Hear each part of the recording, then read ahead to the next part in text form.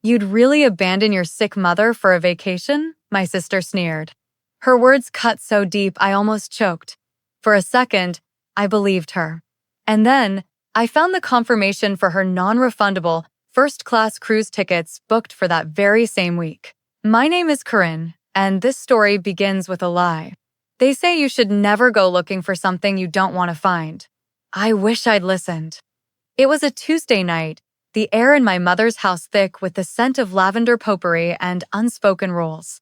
I'd moved back 6 months prior, leaving my dream apartment in Chicago because of my mom, Brenda's, sudden, mysterious illness. An ailment with no name, just a collection of symptoms that flared up whenever responsibility called. Her laptop was left open on the granite countertop, a beacon in the dimly lit kitchen. I was just refilling my water glass when a subject line from her inbox snagged my attention. Your Aspen getaway, final confirmation. My heart hammered against my ribs. Aspen? She told me the high altitude was too much for her condition. I clicked. I shouldn't have, but I did. The webpage loaded, a picture of a stunning snow-capped mountain lodge under a perfect blue sky. 3 guests, Brenda Miller, Heather Riley, Kevin Riley, my sister and her husband. A 7-night stay in a premium suite with spa packages included. Departure date, the 12th of October. The blood drained from my face. The 12th of October was the day I was supposed to fly to Santorini. The trip I'd meticulously planned and saved for over 3 years. The very trip Mom had tearfully convinced me was too selfish to take while she was so unwell. The screen blurred, and for a second, I thought the pixels were dissolving into the same fog that had clouded my judgment for years.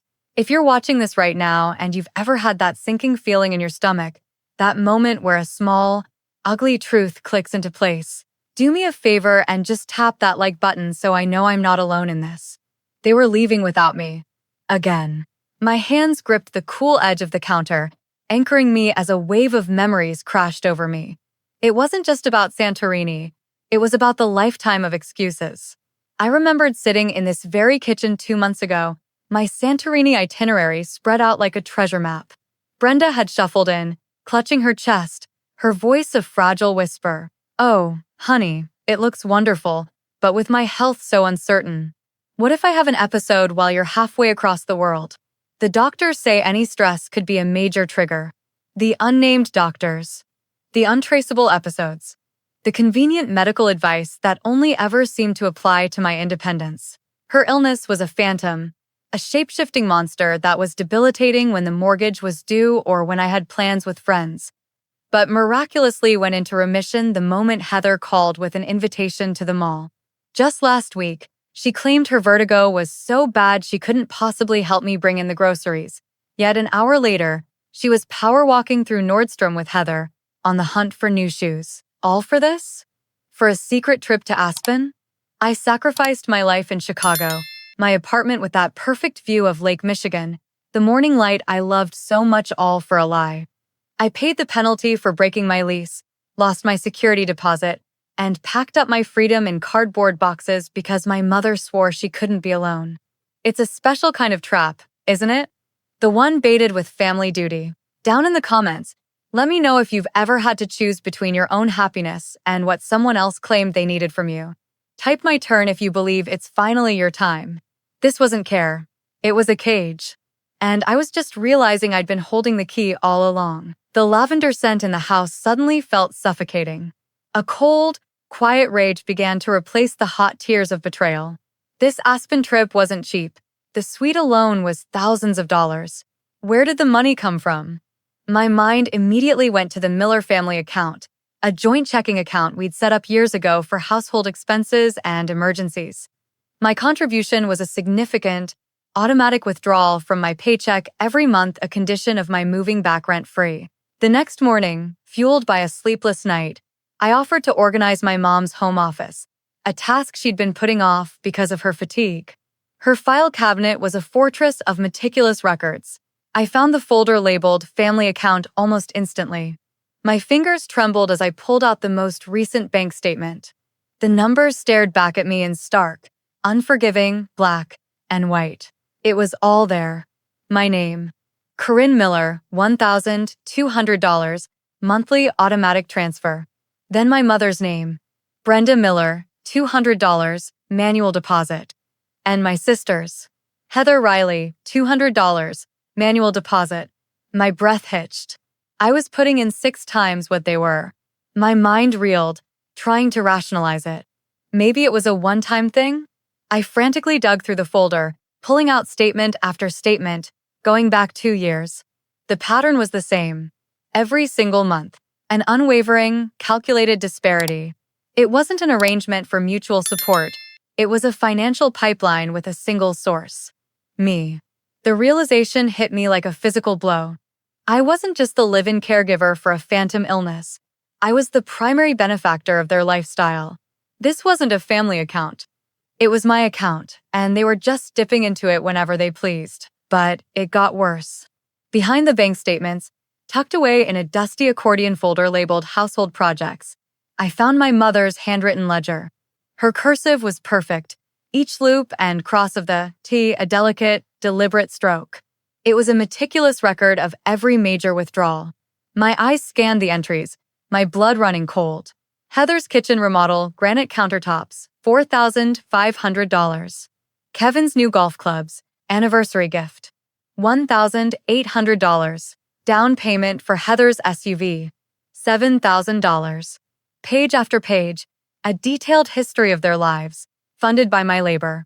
The granite countertops she'd bragged about last Christmas, the ones I had complimented, feeling a pang of envy. The SUV they'd pulled up in last summer, explaining they'd gotten an unbelievable deal. My money. My sacrificed dreams, liquidated and poured into the foundation of her perfect suburban life. It wasn't just vacations, it was their entire lifestyle. I was the silent, unknowing investor in a life I was never invited to fully share. My phone buzzed in my pocket, a text from my best friend, Maya. Thinking of you. Hope your mom's feeling better. The irony was a bitter pill in my throat. I felt a surge of nausea. This wasn't just financial imbalance. This was a conspiracy. A calculated, long-term exploitation masked as family love. It's amazing what we're willing to overlook in the name of family, isn't it? If you're sitting there right now, thinking about a time you gave more than you got back, share your story in the comments. You don't have to give names, just let us know we're not alone. The house was silent, but in my head, years of casual lies and half-truths were screaming. I wasn't a daughter, I was a resource. And I was finally running the numbers on my own exploitation. That night, they staged an intervention. I knew something was up when I walked in from work and saw the good china set on the dining room table, the plates reserved for serious conversations and holiday guilt trips. Brenda, Heather, and her husband Kevin were all there, their faces arranged into masks of solemn concern. My mother patted the empty chair beside her. "Corinne, honey, we need to talk." I sat down, my heart a block of ice in my chest. I knew what was coming. Heather reached across the table, her voice dripping with practiced sympathy. "We know how much you've been looking forward to Greece," she began. "But with Mom's medical bills piling up, we just don't see another way. We need to pull together." Brenda nodded, her lower lip trembling on cue. "If you could just postpone your trip, maybe contribute what you've saved to the family account, just until we get back on our feet." The audacity was breathtaking.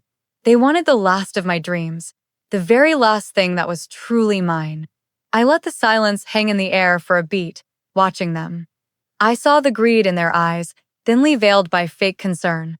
I looked from my mother's pleading face to my sister's expectant one. Then I smiled, a tight, cold smile that didn't reach my eyes. "Back on your feet?" I asked, my voice dangerously calm. "Is that before or after your 7-night Aspen getaway?" The clatter of Kevin's fork hitting his plate was the only sound in the room. Heather's face went white. My mother stared at me, her mouth opening and closing like a fish. What trip?" She finally stammered, her voice an octave too high. "The one to the Aspen Mountain Lodge," I said, leaning forward. "Premium suite. Spa package. Departure date, the 12th of October. Does any of that ring a bell?" Their carefully constructed world of lies shattered in an instant, and the silence that followed was the most honest thing I'd heard in that house in years. The silence broke, not with an apology, but with a hiss from my sister. "You were snooping. Heather accused, her eyes narrowing.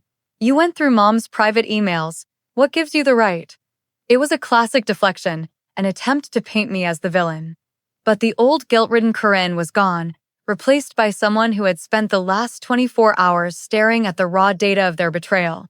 My right? I repeated, my voice even. I think the $1,200 I deposit into your slush fund every month gives me the right.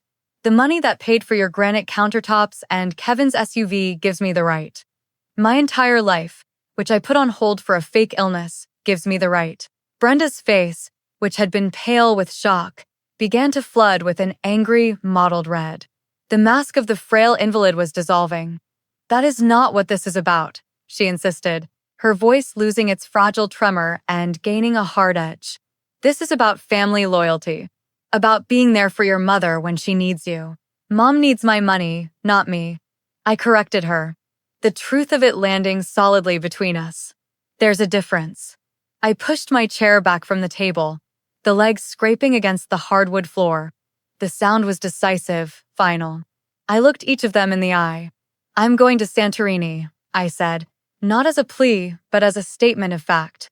And when I get back, you and I looked directly at my mother, are going to have a very serious conversation about the Miller family account. I dropped my napkin on the untouched plate of food. As I walked out of the dining room, my mother began to cough a dry, theatrical hack she always produced when a bill arrived or a difficult chore needed doing. For the first time in my life, I didn't stop. I didn't turn around, I just kept walking. The days leading up to my departure were a masterclass in psychological warfare. My mother's tears became the soundtrack of the house, starting the moment my feet hit the floor in the morning. After everything I sacrificed to raise you, she'd sob, clutching her bathrobe like a grieving widow. This stress, the doctor warned me. The mysterious doctor was getting a lot of airtime. Heather, meanwhile, played the role of the righteous, disappointed sister. She'd breeze in, perfectly coiffed, and sigh dramatically. Just checking on Mom, she'd say, shooting me a look of pure venom. Someone has to, now that you've decided your vacation is more important than family. They created a group text specifically for it, a constant barrage of guilt. Mom's having a terrible dizzy spell today. Followed seconds later by Heather. Don't worry, Mom. I'm bringing soup. We'll get through this together. I started putting in my noise, canceling earbuds just to pack my suitcase in peace.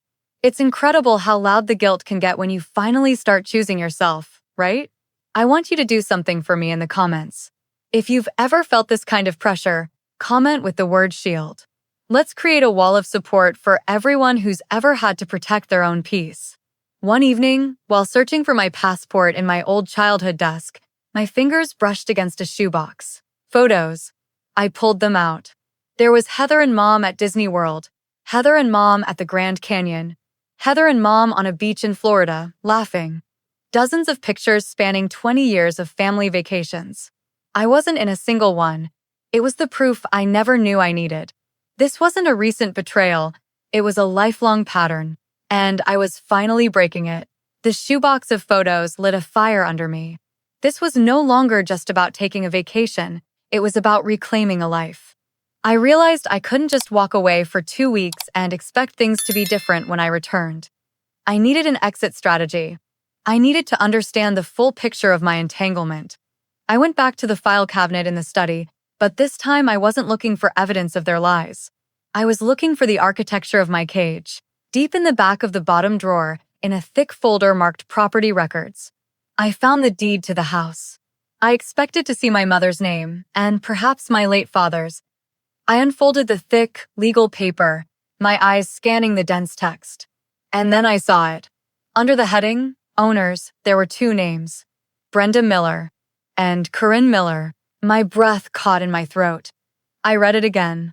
And again. It was my name, clear as day. A memory surfaced, hazy at first, then sharp.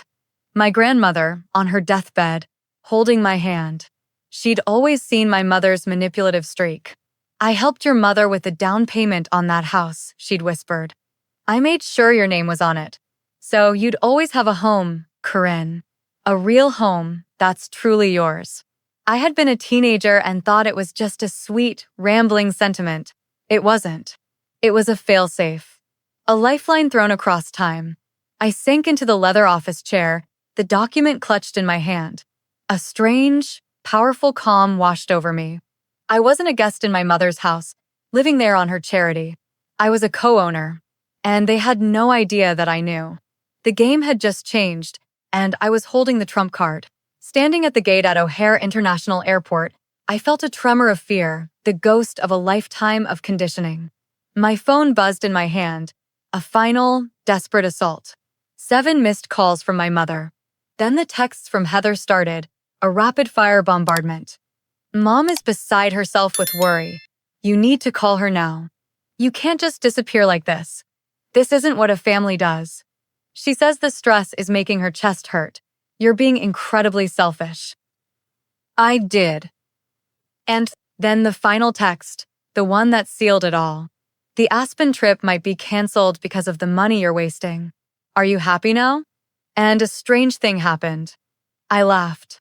A real, deep belly laugh that startled the man sitting next to me. The sheer, unadulterated selfishness of that last message was the final key turning in the lock. It was never about her health. It was only ever about the money. My money. Final boarding call for Flight 882 to Athens. A voice announced over the intercom. I stood up, my carry-on feeling impossibly light on my shoulder. My phone buzzed again, but I just silenced it and tucked it into my purse. I want to know where you are right now as you're listening to this. Are you at home, in your car, on a walk? Wherever you are, I want you to take a deep breath with me. If you've ever dreamed of a moment just like this of your own takeoff, type the word wings in the comments below. Let's see how many of us are ready to fly. As the plane accelerated down the runway, pressing me back into my seat, I felt a weightlessness I hadn't known was possible. And as we lifted into the sky, leaving the lights of Chicago sparkling like a discarded memory below, I felt something inside me lift, too. I was free. For the first few days in Santorini, I did nothing but heal. I let the Grecian sun bake the chill of that house out of my bones. I ate fresh feta and olives, drank crisp white wine, and watched the sun melt into the Aegean Sea every evening from my balcony. I didn't check my phone, which I'd left turned off in a drawer. For the first time, my world was silent, free from the constant hum of their needs and their manufactured dramas. On the 3rd day, I felt ready. I went to a quiet cliffside cafe, ordered a coffee, and took out my laptop. With the breathtaking caldera view spread before me, I performed the 2 most important acts of my adult life. First, I logged into my bank account. Before I left, I'd already filled out the necessary paperwork. All it took was one final click to cancel the $1,200 monthly automatic transfer to the Miller family account. The digital pipeline was severed. The transaction was immediate and irreversible. Second, I opened a drafted email addressed to a lawyer I had consulted with the week before I left. The subject line was simple: formal notice regarding property at 125 Cherrywood Lane. The body was brief and devoid of emotion. It stated my immediate withdrawal from all shared financial accounts and formally requested his services to begin the legal process of a partition sale of the property, citing my rights as a co-owner. I attached a scanned copy of the deed. I hit send. Then I closed the laptop. I knew the mortgage payment was due in 5 days. I knew the final payment for their Aspen trip was likely due as well. Somewhere across the ocean, a carefully constructed world was about to implode. But here, in the sunshine, all I felt was a profound, quiet peace. I had finally stopped paying for their lives and started investing in my own. 2 weeks later, I walked through the arrivals gate at O'Hare feeling like a different person. The Grecian sun had tanned my skin, but the real change was deeper. The anxiety that had lived as a permanent knot in my shoulders was gone. I was calm, centered, and ready. I spotted them immediately, of course. They'd positioned themselves for maximum visibility near the exit.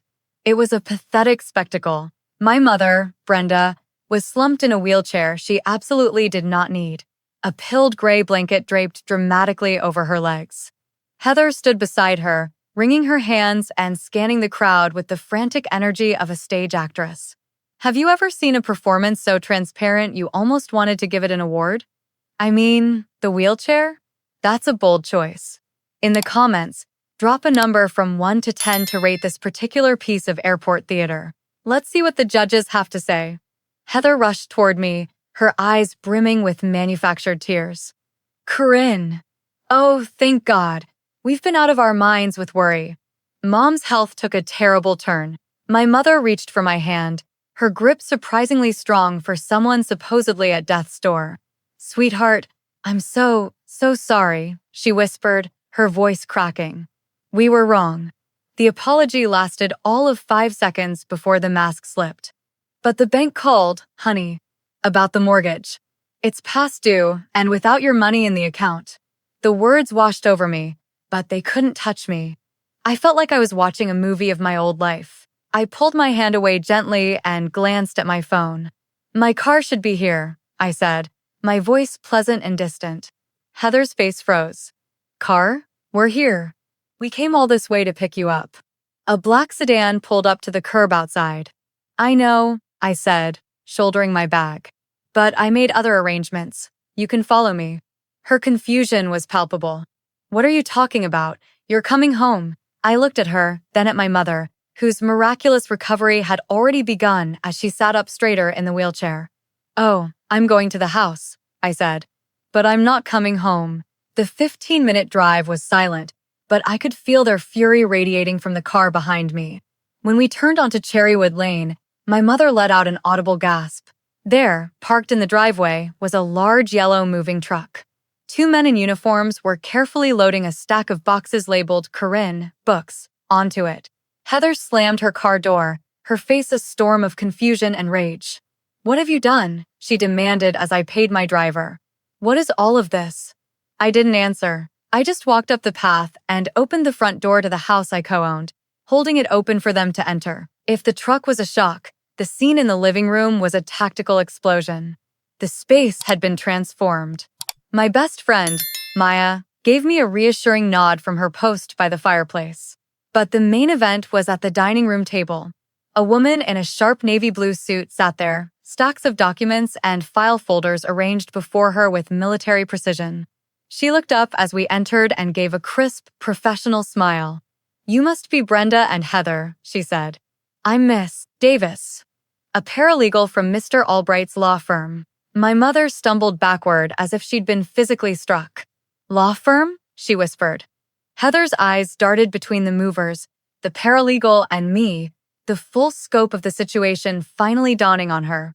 This wasn't an emotional tantrum. This was a planned, strategic demolition. Corinne, what is the meaning of this? My mother demanded, her voice regaining some of its familiar, imperious tone. I gestured to the couch. Why don't you sit down? I said, my voice calm and even. Miss Davis and I have a few documents we'd like to go over with you. My mother and sister sat stiffly on the couch, their faces pale. Miss Davis, the paralegal, began, her voice crisp and professional. We've compiled a few documents for your review. She slid the first folder across the coffee table. This is a 5-year financial summary of the joint family account. It shows Corinne's contributions totaling just over $72,000. Your combined contributions, Brenda and Heather, amount to approximately $24,000. Heather flinched as if she'd been slapped. I placed the handwritten ledger on top of the folder. And this, I said, my voice steady, is your own record, Mom, detailing how my $72,000 paid for Heather's kitchen, Kevin's golf obsession, and numerous vacations. Miss Davis slid a second folder forward. This document is a signed statement from your primary care physician, Dr. Evans. He confirms that while you have been treated for minor ailments, he has never diagnosed you with any chronic or debilitating condition that would prevent you from maintaining employment. My mother's carefully constructed mask of fragility crumbled into dust. But I had saved the best for last. I took out a thick stack of printed pages and dropped them on the table. And these are your text messages to each other, I said. Their eyes widened in horror. I picked up the top sheet. Let's see. This one is from Heather to Mom. Just tell her your vertigo is bad again. The credit card bill is due and she'll pay it if she thinks you're sick. Or this one, from Mom to Heather. Make sure you sound extra tired on the phone. We need that Santorini money for the final Aspen deposit. I let the pages fall. The silence in the room was absolute. There's a unique kind of power in holding the receipts, isn't there? In knowing that the truth is finally on your side. If you believe that facts and evidence are the ultimate shield against manipulation, just write the word truth in the comment section. Let's fill this space with it. They had nowhere left to hide. The lies were all exposed, laid bare under the bright, unforgiving light of the truth. My mother's face, stripped of all pretense, contorted into a mask of pure rage. The frail, sickly woman was gone, replaced by a furious stranger.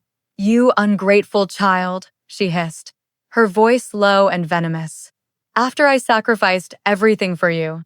"You sacrificed nothing," I replied, my voice devoid of the tremor it once would have had. "These bank records show who sacrificed for whom. I paid for this roof over your head, for the food in your fridge, for the very clothes on your back. But that's over now." Miss Davis slid one final document onto the table. It was thick, bound with a simple blue cover. "This is a petition for a partition sale," the paralegal said calmly. My mother and sister stared at it, the legal jargon likely swimming before their eyes. I broke it down for them. "As 50% owner of this property, I am exercising my legal right to sell my share. That leaves you with two choices. 1. You can buy me out. You can pay me 50% of the house's current market value, which is appraised at approximately $200,000. I paused, letting the number sink in. Or 2. We sell the house on the open market and split the proceeds down the middle. Seeing as the mortgage is past due and your secret slush fund is now defunct, I imagine option 1 might be a challenge." Heather finally found her voice, a high-pitched shriek of panic. "Sell the house? You can't. Where would we live?" I picked up the last of my tote bags from the floor. "That's no longer my concern," I said, walking toward the open front door where the movers were waiting. "I've also had my name removed from all of your credit cards and closed every joint account. Our financial relationship is officially terminated." I looked back at them one last time, two people adrift in the wreckage of their own making. "You'll figure it out, just like other adults do." 1 year later. I'm writing this from the sun-drenched balcony of my beachfront condo in San Diego.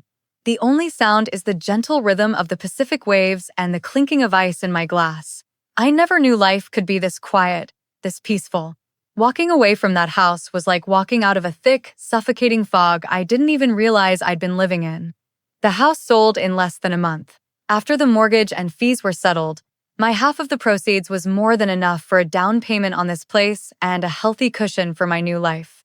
My mother and Heather moved into a small apartment across town. We don't talk.